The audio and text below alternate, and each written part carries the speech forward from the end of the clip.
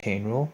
The chain rule is really common or really useful when we have a composite function. So a composite function is basically when we have a composition of two or more functions. That means a function within a function. For example, if we have f of x is equal to g composed of h of x, where h of x is a function within g of x, right? So g of x is actually composed of h of x. The way you'd write this is you write this as g composed of h with respect to x is equal to g of h of x, right? Likewise, if you wanted to do it the other way, if you had h composed of g of x, then you would have h of g of x, okay? If you still do not understand what a composite function is or where it can be applied, take a look at some of my other videos regarding composite functions. Anyways, if you wanted to find the rate of change or the derivative of a composite function, let's say we wanted to figure out f prime of x, and f prime of x is composed of g and h of x, right?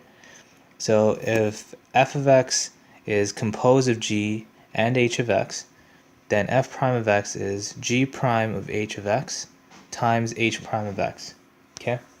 So I'm going to show you guys how to use this notion.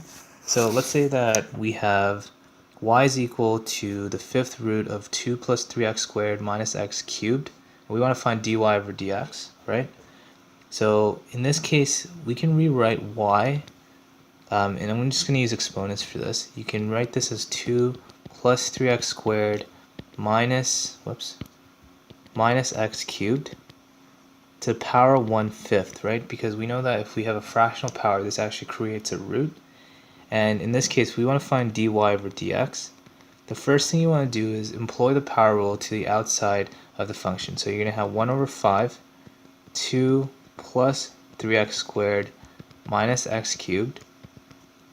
And then you're going to subtract 1 to the power, so you get negative 4/5, because 1 is basically subtracted by minus 5/5.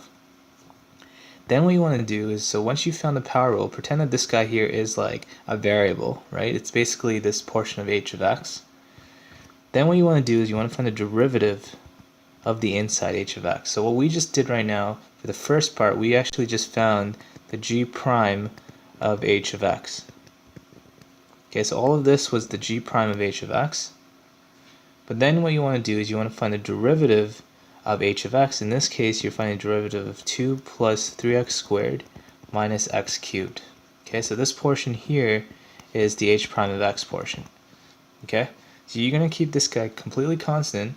I'm just going to work with this now, and then what you're going to get here is 1/5, 2 plus 3x squared minus x cubed to the power negative 4/5 times, if I do the derivative of these guys separately, this is 0. This is going to give you 6x minus 3x squared. Okay? And then what you can do is you could basically expand this, or you could basically just leave it the way it is, right? For the time being, we can just leave it the way it is. So we can actually just leave our answer. Dy over dx is equal to this guy. Okay? So if you can simplify, try to do that, but if not, this is fine in this case, right? The only other thing you can really do is just expand it and multiply by 1/5, but at this point, this is completely fine.